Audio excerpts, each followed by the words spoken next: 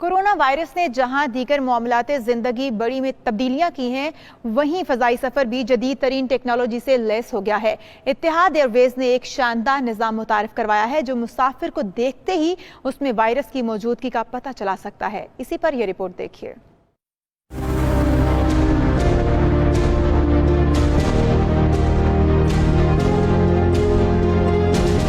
अमाराती airline इत्तेहाद Airways ने फजाई सफर में जिद्दत का नया शाहकार मुतारफ करवा दिया। अबुज़ेबी इंटरनेशनल एयरपोर्ट पर ऐसी टेक्नोलॉजी मुतारफ करवा दी जो छुए बिना ही मुसाफिर का कोरोना वायरस का टेस्ट करने की सलाहियत रखती है। गैर मुल्की मीडिया के मुताबिक ऑस्ट्रेलियावी कंपनी एलेनियम ऑटोमेशन की जानिब से तैयार करदा फिट टू फ्लाई सिस्टम को छुए बिना ही मतलूबा नताज हासिल किए जा सकते हैं। ये टेक्नोलॉजी मुसाफिर को मुकम्मल स्कैन करके उसका दर्जा हरारत मालूम करने की सलाहियत रखती है।